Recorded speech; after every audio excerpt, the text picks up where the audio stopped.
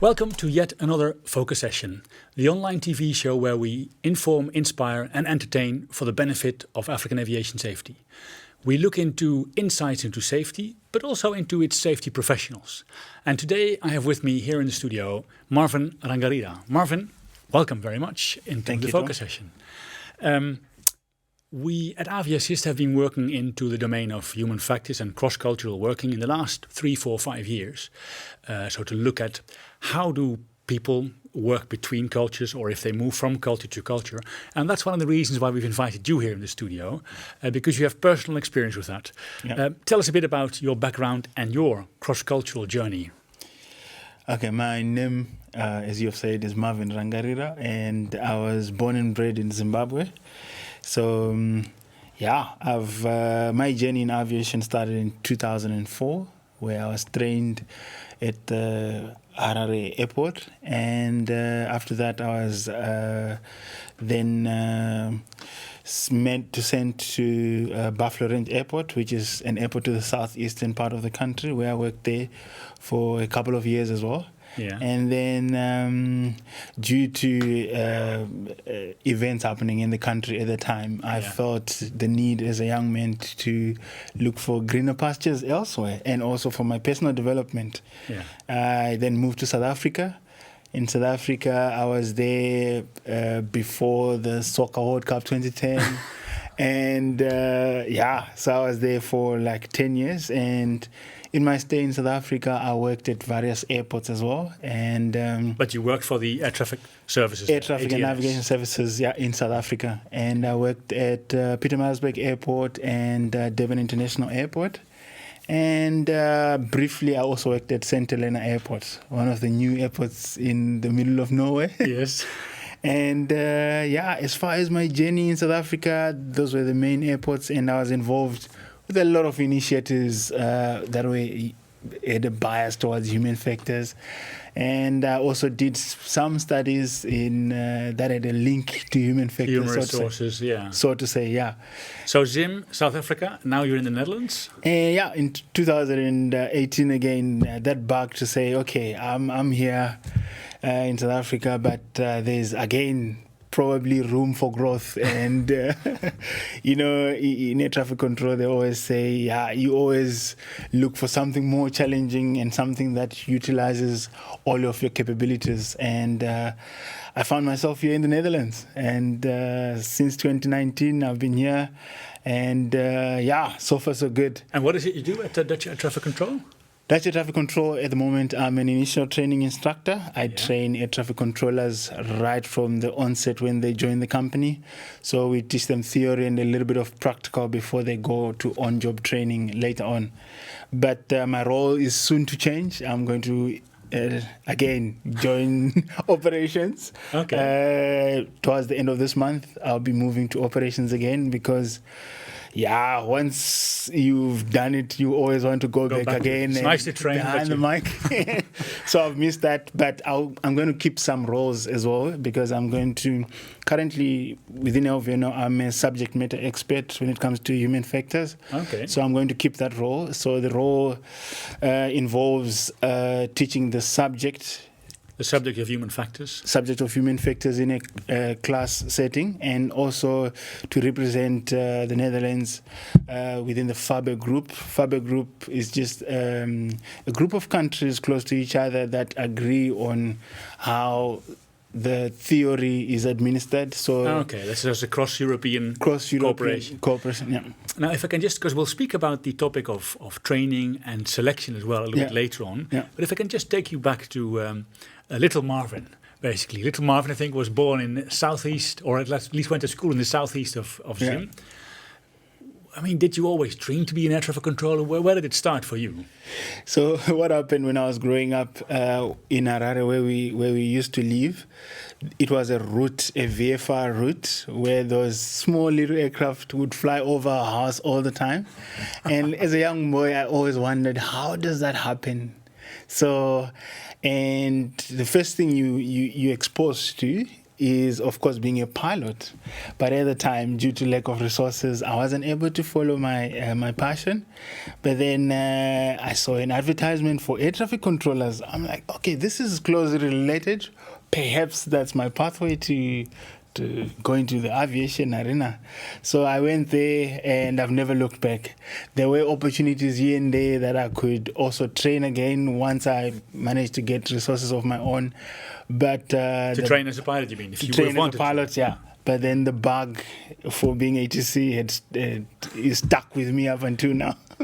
Yeah. And is that also then, I guess, because Aviassist is all about safety promotion in Africa, of course. Is that also where your first contact with safety happened, I presume, in your training as air traffic controller? Yeah. So in air traffic control, at the core of air traffic control is safety. We are mainly the air traffic control is there to make sure that there's no aircraft that come too close to each other.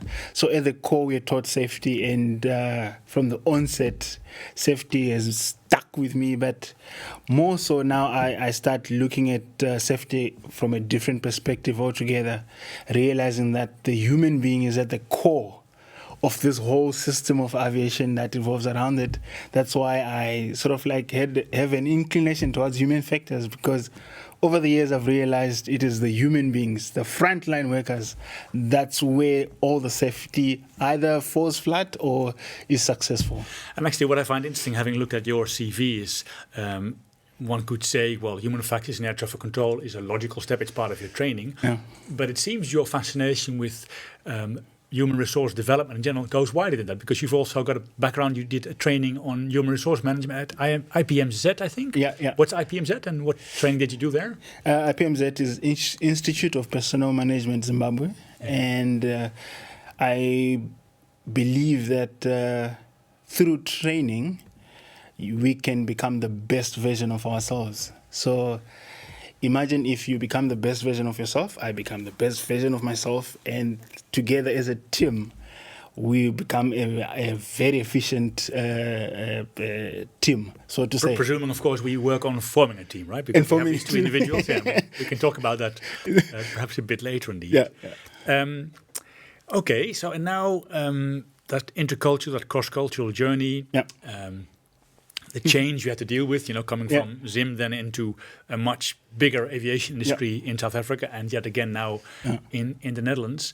I think as part of your embedding here, your induction, if you like, in the Netherlands, you were involved in being really aware of these cultural differences. I think we even have a couple of the books that you...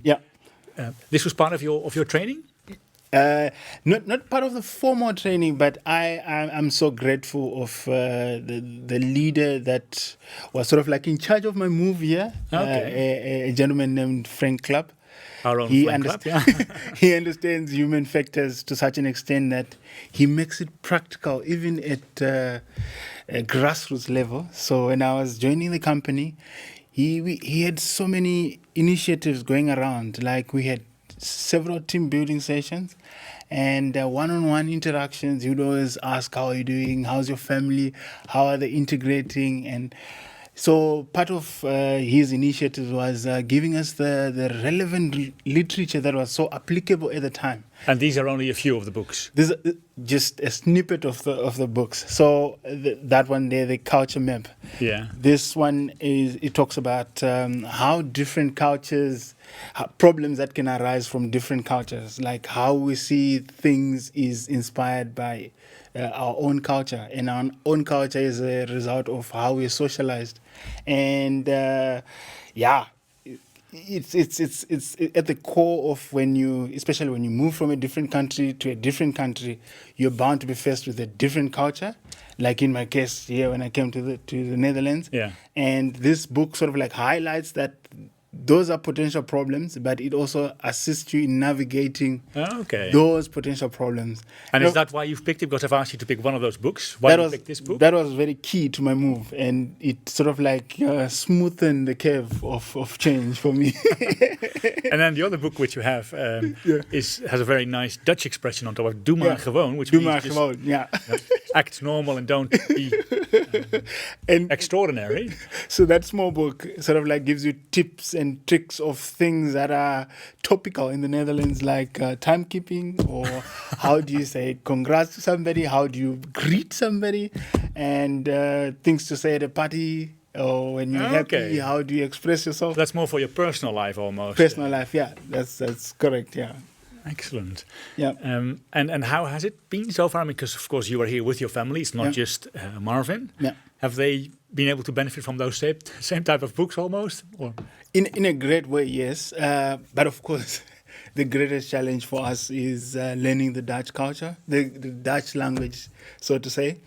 The culture, everything else is okay. But when it comes to communicating, that's at the core of our problems. But we still doing some training in the Dutch language. So if you can, are there one or two things you can think of that you found the most fascinating contrast with what you were used to in terms of maybe greeting or talking to people or being direct to people? Is that different?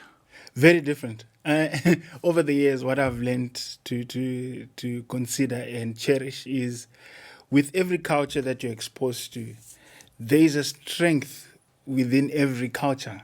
Like I can tell you now for free, in Zimbabwe, there's an element of enduring. We are taught from the onset that against all odds, if you have a goal, the moment the goal is there, you have to achieve it, and against all odds. So that is within me. That's particular to that culture. And part of the Zim culture is respect, respect for the elders, respect for authority, which is good. And then when I moved to South Africa, I learned the art of celebrating even the small things. In South Africa, if you just turn on the music, people start dancing. They don't need a reason to dance. But they just That's something which I'm sure is different here in the Netherlands, or not? It's very different. But however, when I moved to the Netherlands now, it was completely different. I found the people at first to be so direct, which is a quality that I learned to appreciate. Like, they mean what they say and they say what they mean. If they don't lie in your face, they tell you as it is, which might sound a little bit rude, but with time you appreciate how you get the best out of that interaction, as well as even if it is direct and maybe not as indeed. used to. Yeah. Okay. And part of course, the greatest thing I've learned is to be time conscious. There's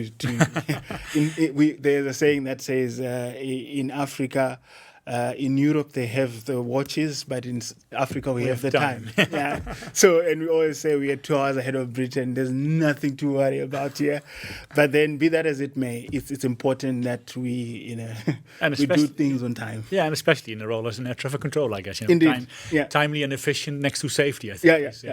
Yeah. If I can just take you back to something I think we spoke about earlier, is the selection and the training. You spoke about it, of the training you've received here. But overall, if you think back of your time in Zimbabwe, your time in South Africa, now in the Netherlands, are there marked differences in perhaps the training and selection that you've seen where you feel that maybe doing that more across Africa might benefit safety? Because again, think of Aviasys as a safety proponent. Yeah. Maybe I need to point this out to say it's obviously evident that the quality of education, the content, is pretty much standard across the globe. And I'm here, but I'm using training that I got from Zimbabwe, which I applied in South Africa, St. Helena, and here in the Netherlands. So the quality of education in Africa is very good. Especially in Zim, I think. And traditionally, Zim has a very good educational system indeed. Yeah, and but then there are subtle differences, which probably I might highlight just now to say the non-technical aspects of recruitment and selection. Here in Europe, they pay more particular attention to that. Non-technical being like the interpersonal skills. Interpersonal skills, social skills. And so here, part of the selection is when you get into the system from the onset, they sort of like try and develop those skills, and before they assign you to a specific trajectory of training, they first assess you as a person. whether you're where suitable, do your strengths lies. Okay. But as opposed to the other systems I've worked in, perhaps when you come, they sort of like do a standard kind of training where you just say, okay, we need 4 air traffic tower controllers, we need 5 area controllers, approach controllers, then you're like, okay, 1, 2, 3, 4, you're going there. But yeah, without looking at the particular characteristics, perhaps, of that particular person. Yeah. So you find that there's some misfits within that kind of approach. Yeah. And of course, there is merit in focusing also in the individual, what strengths they have, and if whatever you assign them resonate with their skill set, then you're bound to have a perfect match, and you're bound to have somebody who's fulfilled in their profession. Now, one thing I remember from our conversation which we had in preparing for this broadcast is you spoke of how in your current position, when you were recruited for that, there was a psychologist involved.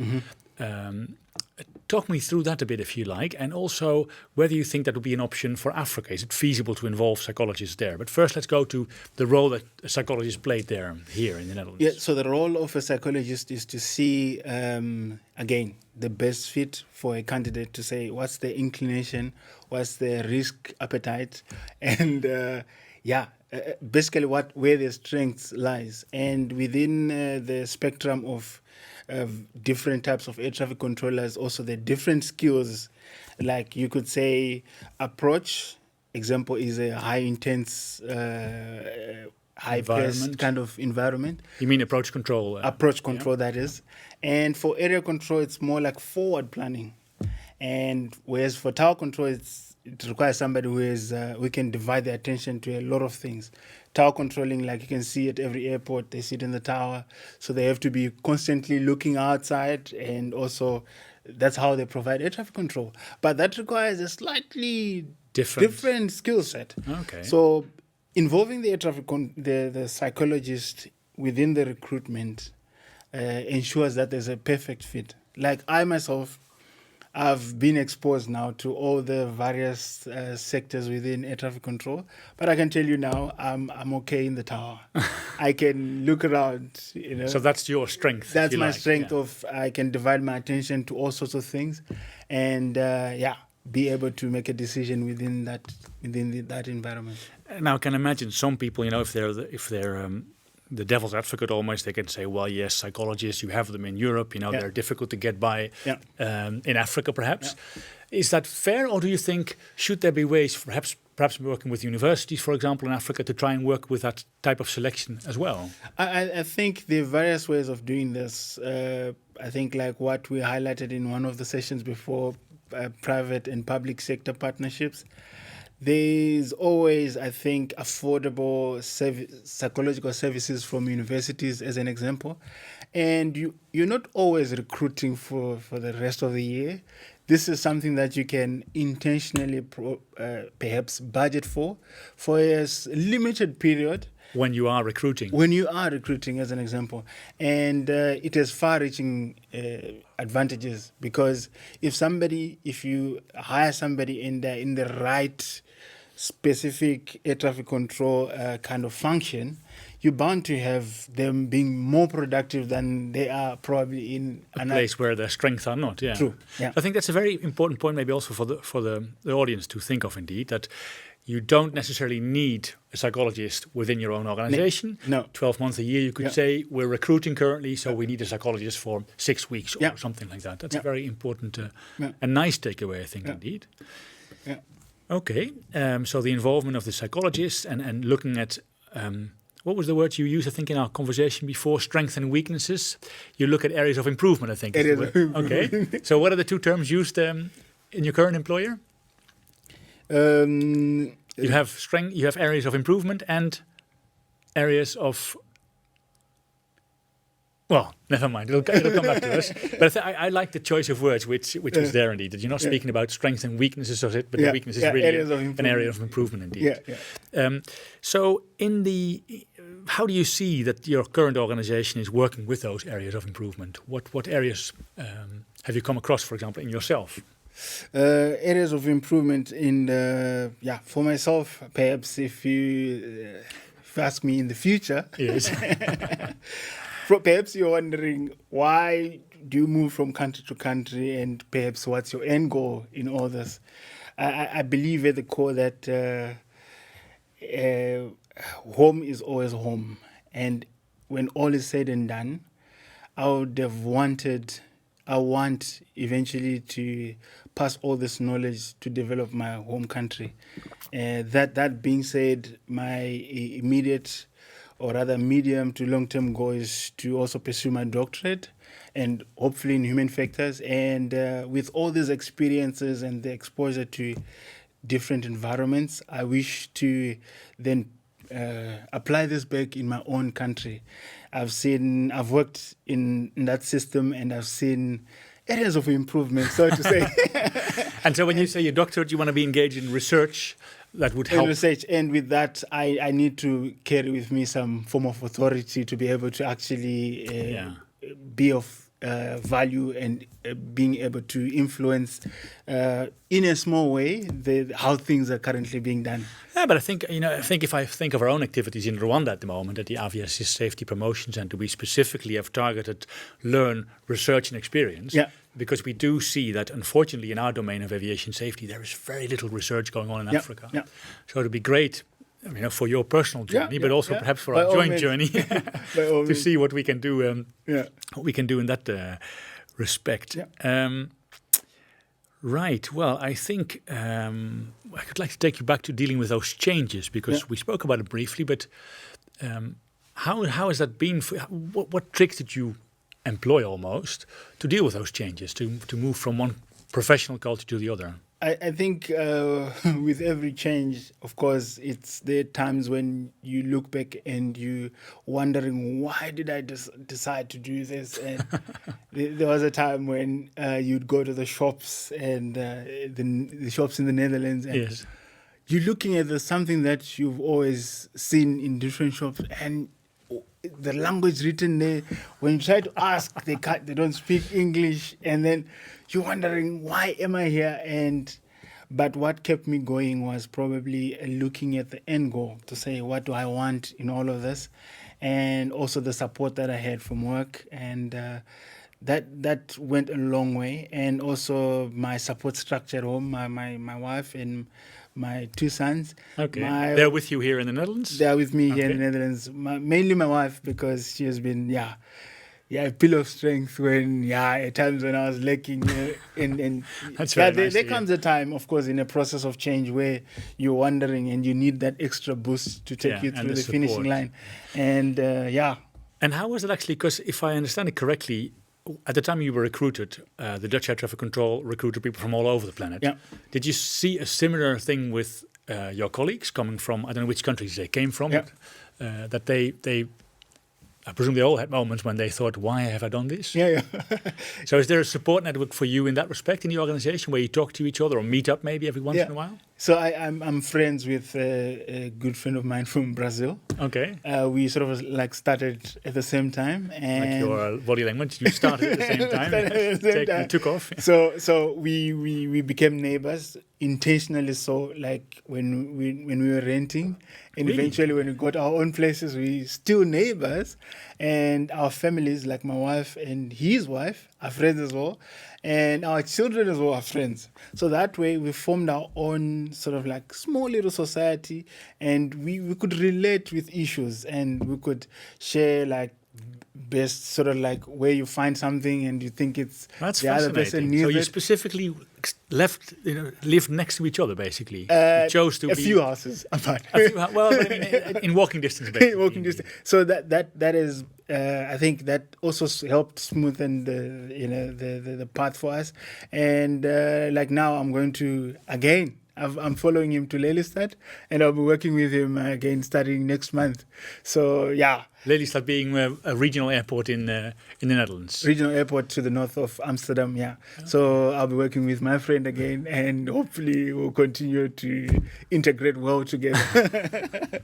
Fascinating stuff indeed. Well, I mean, I must say I really respect the fact that the Dutch Air Traffic Control took such a bold step of recruiting these people from all across the world when they were looking for larger numbers of air traffic controllers indeed. Yeah. And my hat goes off to you and your friend of Brazil, for example, about making this leap, because it must be quite a step. I mean, yes, of course, you can say it's a greener pasture, true, but there should be more that's driving you than just that. I'd say beyond our comfort zone, that's where growth is.